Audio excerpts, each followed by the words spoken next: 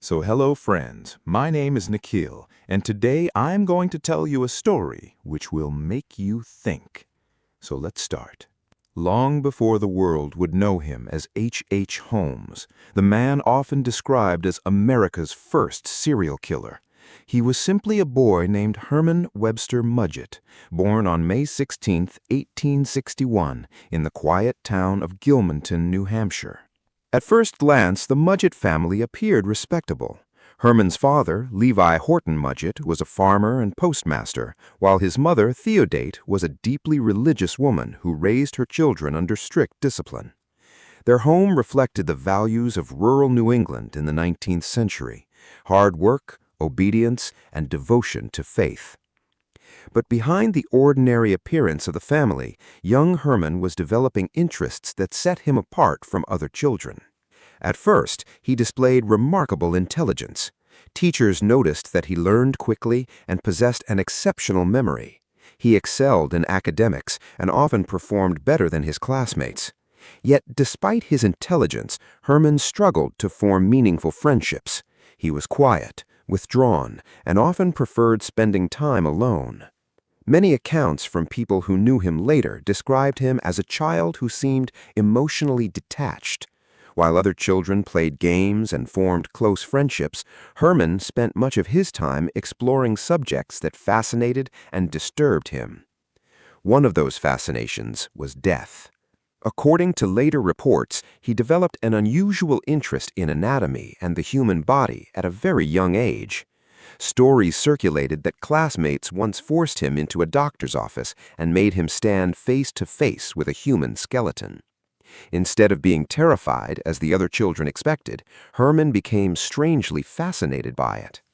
The sight of bones, organs, and the mysteries hidden inside the human body sparked something within him. That fascination only grew stronger as he entered adolescence. As a teenager, Herman spent countless hours reading medical books and studying anatomy whenever he could find information on the subject. Neighbors and classmates later recalled that he often seemed unusually calm when discussing death or injuries. Rumors would later emerge that he had also shown cruelty toward animals during his youth. While some details remain disputed by historians, such stories became part of the dark legend that surrounded Holmes after his crimes were eventually exposed. Whether every story was true or not, one thing was clear: Herman possessed a mind that operated differently from those around him. As he grew older, his ambition became increasingly obvious. He wanted more than the simple life available in rural New Hampshire. He dreamed of wealth, status, and influence. More importantly, he possessed a talent that would later make him extraordinarily dangerous: the ability to charm people and gain their trust. Behind his polite smile and intelligent conversation, however, lay a willingness to deceive others whenever it served his interests. In 1878, at the age of 17, Herman married Clara Lovering. To outsiders, the marriage appeared to mark the beginning of a stable adult life. The couple would eventually have a son together. But domestic responsibilities did little to change Herman's ambitions. Determined to pursue a career in medicine, he enrolled at the University of Michigan's Department of Medicine and Surgery in the early 1880s. The university was one of the most respected medical institutions in the country, attracting students eager to enter the rapidly evolving field of medicine. For Herman, it offered something even more valuable: access. Access to laboratories, access to cadavers, and access to opportunities that few people could imagine. Medical schools of the era relied heavily on human bodies for anatomical study. Students routinely dissected cadavers to learn about the structure of the human body. While most students viewed this work as an educational necessity, Herman saw something entirely different. He saw a tool. During his time at the university, he allegedly began developing insurance fraud schemes that revealed both his creativity and his lack of conscience. Investigators later learned that Herman had become involved in a series of scams involving cadavers obtained through medical facilities. The basic idea was chillingly simple. He would acquire a corpse disfigure it enough to prevent easy identification, and then present it as the body of a supposedly deceased individual who carried a life insurance policy. Once the death was documented, insurance companies could be persuaded to pay out substantial sums of money. The real policyholder, meanwhile, was often very much alive, or in some cases, completely fictional. These schemes allowed Herman to collect money while leaving investigators with little reason to suspect fraud. The scams were remarkably sophisticated for a young medical student. Even more troubling was how comfortable he appeared while carrying them out. Rather than being disturbed by handling corpses or manipulating death for profit, Herman seemed perfectly at ease. The combination of medical knowledge, intelligence, and deception was becoming his greatest weapon. As the years passed, complaints, unpaid debts, and suspicions began following him wherever he went. Creditors demanded money, business associates questioned his honesty, former acquaintances accused him of fraud. Whenever problems grew too serious, Herman relied on a strategy he would use repeatedly throughout his life. He disappeared. Leaving behind debts, broken promises, and angry victims, he simply moved on to a new town and a new identity. By 1886, seeking another fresh start, Herman arrived in the rapidly growing city of Chicago. The city was booming. Factories filled the skyline. Railroads connected distant parts of the country. Thousands of newcomers arrived every month, hoping to build new lives. For a skilled con artist, it was the perfect place to vanish into a crowd. But Herman understood that merely changing cities would not be enough. His past was becoming increasingly complicated, and he needed a new persona, someone respectable, educated, and trustworthy. So he abandoned the name Herman Webster Mudget. In its place, he adopted a far more sophisticated identity, Dr. Henry Howard Holmes.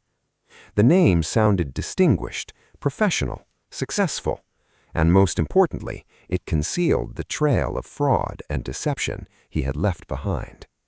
Soon after arriving in Chicago, Holmes found employment at a pharmacy located in the Englewood neighborhood, a growing community on the city's south side. Customers were immediately impressed. He was handsome, articulate, and well-educated.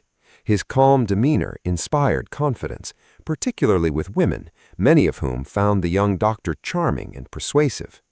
The pharmacy's owners trusted him, neighbors respected him. Business appeared to be thriving. Yet strange rumors soon began circulating. Not long after Holmes became involved with the pharmacy, the original owner mysteriously vanished from public view. Questions were raised. Where had the owner gone? Why had no one heard from them? Some people found the circumstances suspicious. Others accepted Holmes' explanations without question. In an era without modern investigative techniques, disappearances could easily go unexplained. Whatever the truth may have been, one fact was undeniable. The pharmacy and its finances gradually came under Holmes' control. For the ambitious young doctor, it was a major step forward. For future victims, it was the beginning of a nightmare. Standing behind the pharmacy counter, greeting customers with a warm smile, Dr. Henry Howard Holmes looked like a successful businessman building a bright future in Chicago. No one could imagine that beneath the polished exterior was a man who would soon construct one of the darkest criminal legacies in American history. And this was only the beginning.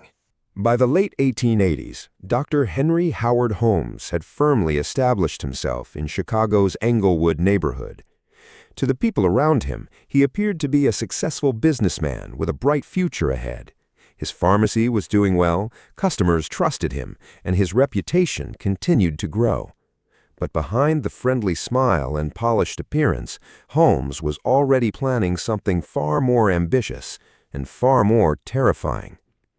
Using money generated through his business ventures and various questionable schemes, Holmes purchased a vacant lot located directly across the street from his pharmacy. Most residents assumed he intended to construct another commercial property. Chicago was expanding rapidly, and new buildings were appearing throughout the city. A large investment like this seemed perfectly normal for an ambitious businessman. Holmes encouraged those assumptions. He publicly announced plans to build a large mixed-use structure that would contain retail shops on the ground floor and apartments above. It sounded like a practical and profitable project. Construction began soon afterward.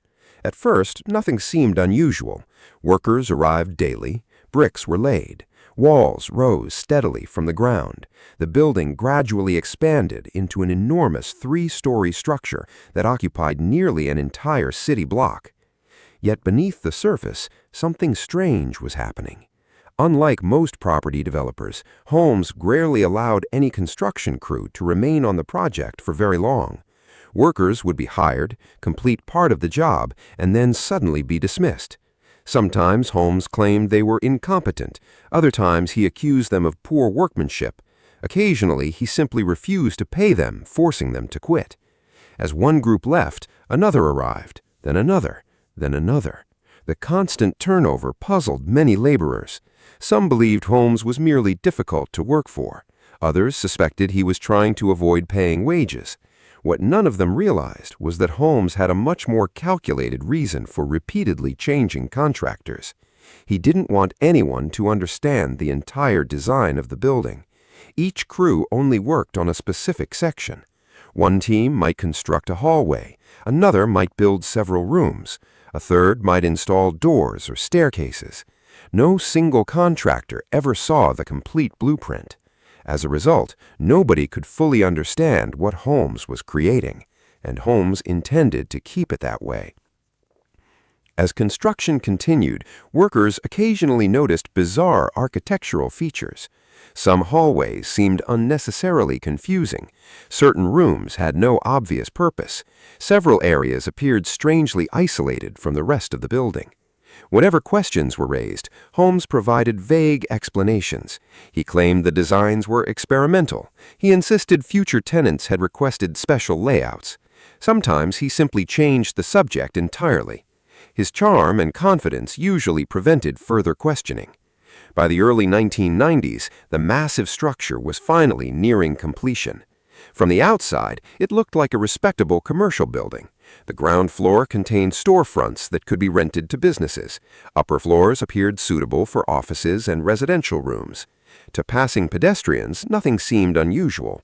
But the inside told a very different story. The building had become a maze. Long corridors twisted in unexpected directions. Doorways opened into blank brick walls.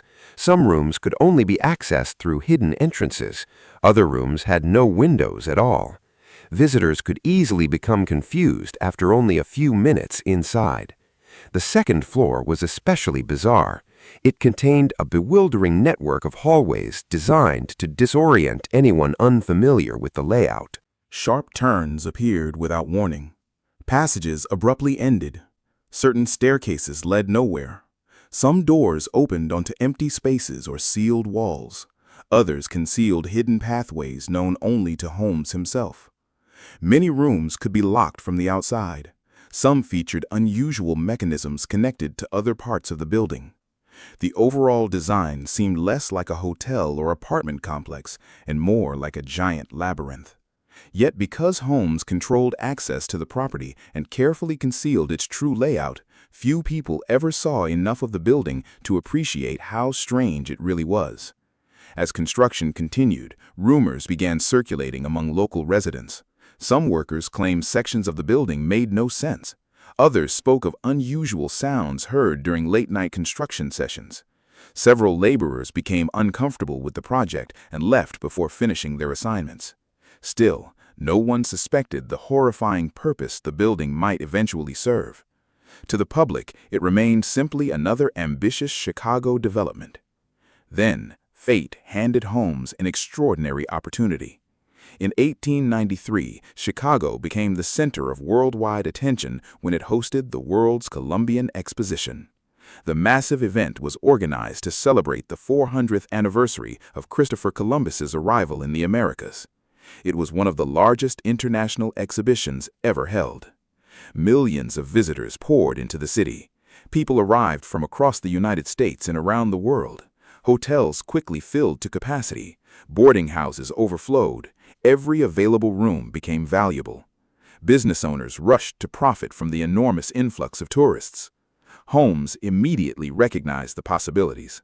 The World's Fair would bring thousands of strangers into Chicago, people who had no local connections and whose movements were difficult to track. Many visitors would arrive alone. Many would be searching desperately for affordable lodging. Most importantly, few people in the city would know them personally. For Holmes, this presented the perfect hunting ground. He transformed much of his enormous building into a hotel. Advertisements promoted comfortable accommodations near the fairgrounds. Travelers seeking convenient lodging found the offer attractive. Guests began arriving regularly. Among them were businessmen, tourists, job seekers, and young women traveling independently to experience the excitement of the World's Fair. Many were educated, ambitious, and financially secure. Some carried significant savings. Others possessed valuable jewelry or personal belongings. Holmes often took a special interest in these guests, particularly young women. He presented himself as a wealthy doctor and successful entrepreneur.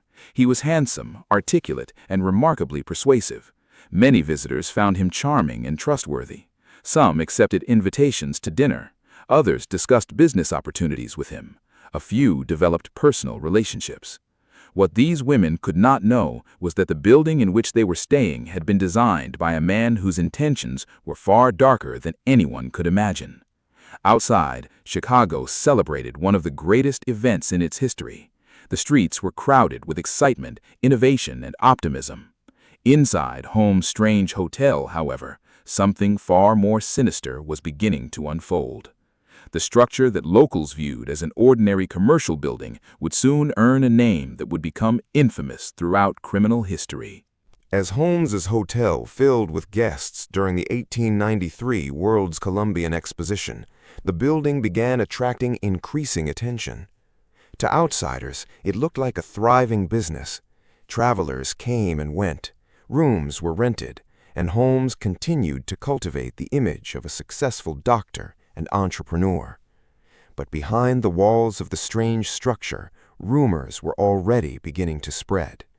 Years later, after Holmes's arrest, investigators, journalists, and witnesses would describe a building unlike anything they had ever seen before. Some accounts were confirmed by evidence, while others became part of the growing legend surrounding Holmes and the so-called murder castle. What was certain was that the building contained numerous unusual features that raised serious questions. Several rooms appeared to be modified in ways that made little sense for an ordinary hotel. Hidden passages connected certain sections of the building. Some rooms could be accessed only through secret doors. Others could be locked from the outside, leaving whoever was inside with no easy way to escape.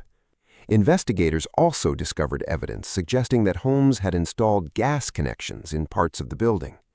According to later reports, some guest rooms contained concealed gas lines that could be controlled from elsewhere in the structure. Witnesses claimed Holmes had access to valves that allowed him to regulate the flow of gas without entering the rooms themselves. Whether every detail reported by newspapers was accurate remains debated by historians, but the allegations painted a horrifying picture. Guests who trusted Holmes and rented rooms for the night could potentially find themselves trapped and completely at his mercy. The building contained other disturbing features as well. Several rooms lacked windows entirely. Thick walls prevented outside noise from being heard. Some former workers and investigators described chambers that appeared designed to isolate occupants from the rest of the building. If someone called for help from inside such a room, very few people would have been able to hear them. Holmes himself seemed to know every inch of the maze-like structure. He could move through hidden corridors and secret passageways while remaining largely unseen. Guests, meanwhile, often had no idea how confusing the building truly was until they attempted to navigate it themselves. More unsettling were reports concerning warning systems installed throughout parts of the structure. Some investigators believed Holmes had arranged mechanisms that alerted him whenever certain doors were opened or rooms were occupied. These systems allegedly allowed him to monitor movement throughout the building while remaining safely in his office. Whether watching from behind a wall or listening through hidden openings, Holmes appeared determined to maintain complete control over his environment. Yet the most disturbing discoveries were made in the basement. Beneath the busy hotel and storefronts lay a series of rooms that would later become the focus of intense public fascination. When police eventually searched the property, they found equipment that seemed more appropriate for a laboratory than for a hotel. There were surgical instruments, medical tools, chemical containers, and workspaces that suggested anatomical procedures had been performed there. One area contained what investigators identified as a dissecting table. Another section held equipment associated with medical preparation and preservation. Large containers for chemicals were also discovered, leading authorities to believe that Holmes had conducted experiments or post-mortem procedures within the building. The findings shocked even experienced investigators. Holmes, after all, possessed extensive medical training. Unlike ordinary criminals, he understood human anatomy in great detail. That knowledge gave him abilities few murderers possessed. As authorities dug deeper into his activities, they uncovered evidence suggesting that Holmes may have profited financially from human remains. Medical schools during the late 19th century often purchased anatomical specimens for educational purposes. Human skeletons, in particular, were valuable teaching tools. Investigators learned that Holmes had experience preparing skeletal remains and anatomical displays. According to testimony presented during the investigation, some skeletons linked to Holmes had been sold to medical institutions. The possibility that victims had been transformed into commercial products horrified the public. For many Americans, this was the detail that made Holmes seem uniquely monstrous. Murder itself was terrifying, but the idea of treating human beings as inventory, reducing them to a source of profit, appeared almost unimaginable. Newspapers seized upon every revelation. Headlines described hidden chambers, secret corridors, underground laboratories, and a doctor who allegedly turned death into a business enterprise. Public fascination exploded. Some reports were undoubtedly exaggerated as journalists competed for readers. Yet beneath the sensationalism remained a disturbing reality. People entered Holmes's building and vanished. Families searched for daughters who never returned home. Friends waited for letters that never arrived. Employers wondered why promising young workers had suddenly disappeared without explanation. One missing person could be dismissed as coincidence. Several disappearances created concern, but when investigators began connecting the cases, a terrifying pattern emerged. The charming doctor who greeted guests with a smile was becoming the central figure in one of the most shocking criminal investigations in American history. And the deeper authorities looked into the secrets hidden beneath the murder castle, the more they feared that they had only begun to uncover the truth. As the months passed, people continued to come and go from Holmes' hotel. Travelers arrived in Chicago seeking opportunity, excitement, and adventure during the world's Columbian Exposition. Many checked into Holmes's establishment, believing they had found a safe and respectable place to stay. For some, it would be the last place they were ever seen. Over time, a disturbing pattern began to emerge. Employees would suddenly quit, or at least that was Holmes's explanation. Young women who worked for him would seemingly leave town without notice. Business associates would disappear after becoming involved in his various schemes. Guests who checked into the hotel occasionally vanished from the public record altogether. At first, nobody connected these disappearances. Chicago in the early 1990s was one of the fastest-growing cities in the world. Thousands of newcomers arrived every week. People frequently changed jobs, moved to different states, or left without informing friends and relatives. The World's Fair only made tracking individuals more difficult. More than 27 million visitors attended the exposition during its run. Hotels were crowded with travelers from across America and overseas. In such chaos, it was easy for someone to disappear without immediately attracting attention. Police departments of the era lacked modern databases, fingerprint systems, and national missing person networks. If a person vanished hundreds of miles from home, authorities often had little ability to investigate effectively. Holmes understood this reality better than most. He knew that people traveling alone were especially vulnerable. A young woman arriving in Chicago from another state might know nobody in the city. If she disappeared, weeks or even months could pass before serious questions were asked. By then, Holmes would already have moved on. As reports of missing employees and guests slowly accumulated, Holmes continued presenting himself as a successful businessman. He remained charming, confident, and persuasive. Few people suspected the truth. But by late 1893, another problem was beginning to threaten him: money. Despite his numerous schemes, Holmes was constantly drowning in debt. He borrowed heavily, purchased goods on credit, and frequently failed to pay his bills. Lawsuits and angry creditors followed him wherever he went. The end of the World's Fair only made matters worse. As tourists left Chicago, business declined sharply. Creditors became increasingly aggressive in their efforts to collect money from him. Holmes had escaped financial trouble many times before. His solution was always the same: run.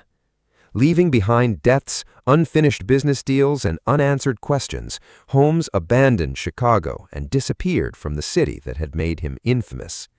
The massive building later known as the Murder Castle was left behind, but Holmes himself remained free, and he was about to commit some of his most shocking crimes. Traveling across the United States and Canada, Holmes immersed himself in a series of increasingly ambitious fraud schemes. He used false names, forged documents, and manipulated anyone who could help him make money. Among the people drawn into these schemes was a longtime associate named Benjamin Pitezel. Pitezel was a carpenter and occasional con artist who had worked with Holmes on various fraudulent ventures over the years. Unlike Holmes, however, Pitezel often struggled financially. The two men developed a plan centered on life insurance. The scheme appeared simple. Pitezel would purchase a large insurance policy. A fake death would then be staged using a corpse that resembled him. Once the insurance company paid the claim, the money would be divided among the conspirators.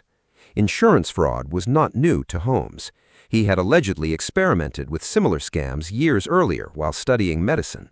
With his knowledge of anatomy and access to false identities, he believed he could deceive investigators once again. Initially, the plan called for using a cadaver to fake Benjamin Pitezel's death, but somewhere along the way, Holmes made a far darker decision. Rather than finding a substitute body, he concluded that killing Pitezel would be easier. In September 1894, Benjamin Pitezel was found dead in Philadelphia. Authorities initially believed he had died accidentally during a laboratory experiment. The scene appeared to support that conclusion, but later investigations revealed a different story. Evidence suggested that Holmes had murdered his associate and then staged the death to collect insurance money. The betrayal shocked everyone who learned about it. Pitezel had trusted Holmes for years. That trust had ultimately cost him his life. Yet Holmes was not finished. The murder of Benjamin Pitezel created a new problem. His wife, Carrie Pitezel, and their children remained alive. They knew details about the insurance claim and could potentially expose parts of the scheme. Therefore, Holmes began manipulating the grieving family. Using his charm and apparent concern, he convinced Carrie that he was helping protect her interests. He claimed that certain arrangements were necessary until the insurance money could be secured. Carrie, overwhelmed by her husband's death and trusting Holmes's guidance, agreed to many of his requests. One of those requests proved disastrous. Holmes persuaded Carrie to allow 3 of her children, Alice, Nellie, and Howard, to travel with him temporarily. He promised they would be cared for and reunited with their mother soon. Instead, Holmes led them on a bewildering journey across multiple cities. The children were moved repeatedly from one hotel to another. They traveled through different states and into Canada. Letters were exchanged between Holmes and Carrie, but he carefully controlled the information she received. Whenever she asked about the children, he offered excuses and reassurances. He constantly changed locations, making it difficult for anyone to track his movements. The children themselves likely had little understanding of what was happening. They were separated from their mother, moved from place to place, and forced to rely entirely on the man responsible for their father's death. Investigators later reconstructed portions of this journey, using hotel records, train tickets, and witness testimony. What they discovered was heartbreaking. At some point during the travels, young Howard Peitzel disappeared. Later, Alice and Nellie also vanished. The children were never reunited with their mother. By the time authorities uncovered the truth, all three had been murdered. The crimes horrified the public even more than the allegations surrounding the murder castle. Many people could scarcely comprehend how someone could betray a trusted friend, kill him for money, and then murder his innocent children. The image of Holmes as a cunning swindler was rapidly being replaced by something far darker.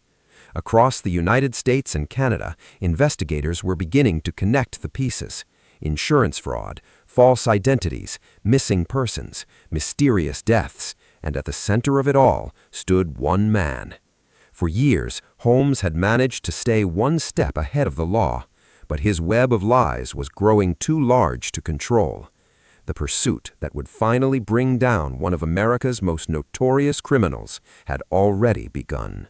By late 1894, the web of lies that H. Holmes had spent years weaving was beginning to unravel. For nearly a decade, he had drifted from city to city under various aliases, leaving behind unpaid debts, fraudulent business deals, missing employees, and mysterious disappearances. His intelligence and charm had allowed him to stay ahead of authorities for years. But Holmes had finally made a mistake. The murder of Benjamin Peitzel and the disappearance of Peitzel's children created a trail that could not be ignored. Insurance investigators became suspicious when details of the Peitzel fraud scheme began to emerge. What initially appeared to be a routine insurance claim quickly transformed into something far more sinister. To unravel the mystery, the case was handed to one of the most respected investigative organizations of the era, the Pinkerton National Detective Agency. Founded in the 19th century, the Pinkertons had earned a reputation for tracking criminals across state lines, often succeeding where local police departments failed. Among the detectives assigned to the case was a determined investigator named Frank Geyer. Geyer would soon find himself pursuing one of the most disturbing criminal investigations in American history. Unlike modern detectives, Geyer had no fingerprints, DNA evidence, surveillance cameras, or computerized databases. Instead, he relied on patience, interviews, train records, hotel registries, handwritten letters, and relentless determination. Holmes had traveled constantly, using false names and moving from city to avoid detection. Most investigators would have become lost in the maze of deception. Geyer refused to quit. For months, he painstakingly reconstructed Holmes's movements. He visited boarding houses, he questioned hotel clerks, he reviewed travel records, he spoke to anyone who might have crossed paths with Holmes. Slowly, the horrifying truth began to emerge. The trail eventually led him to the missing Peitzel children. The search first brought investigators to Indianapolis. There, Geyer made a heartbreaking discovery. The remains of young Howard Peitzel were concealed on a property Holmes had rented. The revelation shocked the nation, but the investigation was not over. Holmes had traveled with two other children, Alice and Nellie Peitzel. Their fate remained unknown. Geyer continued following the trail across international borders into Canada. In Toronto, after another painstaking search, investigators uncovered the remains of Alice and Nellie. The discovery devastated the public. Newspapers across North America published emotional accounts of the case. The murders of innocent children transformed Holmes from a suspected con artist into one of the most hated criminals in the country. Public outrage exploded. People demanded justice, and for the first time, authorities began examining Holmes's past in far greater detail. Meanwhile, Holmes's freedom was coming to an end. In November 1894, he was arrested in Boston. Ironically, the initial warrant was not for murder. Instead, authorities first detained him in connection with a horse theft case linked to one of his many fraud schemes. At the time, few people realized that they had captured a man who might be responsible for dozens of deaths. As investigators dug deeper into Holmes's history, however, the scope of his crimes became increasingly clear. Insurance fraud led to murder investigations. Murder investigations led to missing person cases. Missing person cases led back to Chicago. Eventually, attention returned to the strange building Holmes had abandoned after the World's Fair, the structure that newspapers had begun calling the Murder Castle. Police officers entered the building determined to uncover its secrets. What they found stunned them. The interior was even stranger than witnesses had described. There were hidden rooms, secret passageways, concealed spaces, confusing hallways, locked chambers. Investigators also recovered evidence suggesting that various forms of medical and anatomical work had taken place within the building.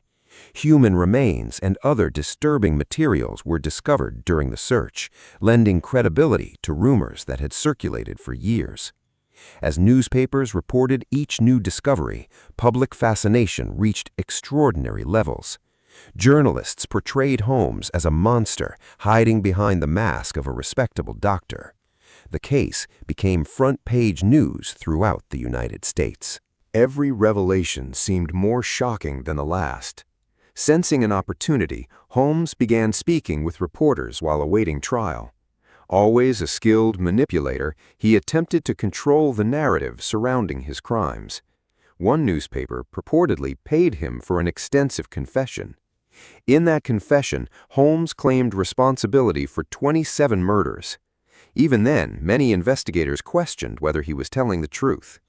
Throughout his life, Holmes had lied constantly. Sometimes he exaggerated. Other times he concealed facts. Certain people he listed as victims were later discovered to be alive, while other suspicious disappearances remained unexplained. As a result, historians continued to debate the true number of victims. Modern experts generally agree that the exact total will never be known.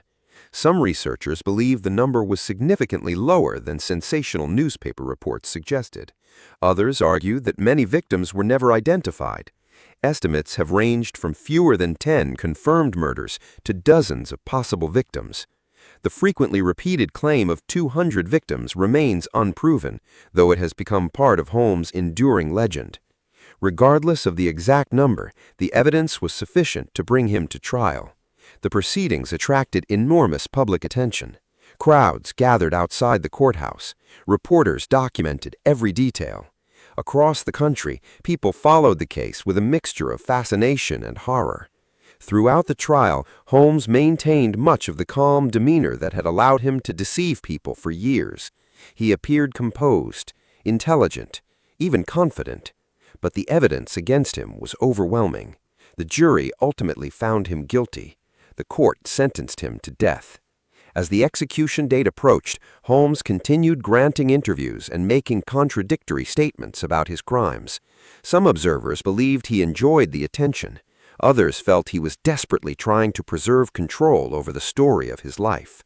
On May 7, 1896, Holmes was led to the gallows at Myamensing Prison in Philadelphia. Witnesses noted that he appeared unusually calm. One final irony remained. Throughout his career, Holmes had used medical knowledge to exploit the dead. He had spent years dissecting bodies and allegedly profiting from human remains. Now, facing his own death, he became obsessed with the possibility that the same fate might await him. Holmes feared that grave robbers or medical students would exhume his body and dissect it. To prevent this, he made a peculiar final request. He asked to be buried in an unusually deep grave. More importantly, he requested that his coffin be encased in solid concrete and cement. The request was honored. After the execution, his body was placed in the grave and sealed beneath layers of concrete. More than a century later, that grave remains one of the most infamous burial sites in American criminal history. Thus ended the life of H. Holmes, a man whose name became permanently linked to deception, greed, and murder. Yet even today, separating fact from legend remains difficult. The real Holmes was terrifying enough. The myths that grew around him only made the story darker. And more than 100 years after his death, the tale of the murder castle continues to fascinate historians, criminologists, and true crime enthusiasts around the world.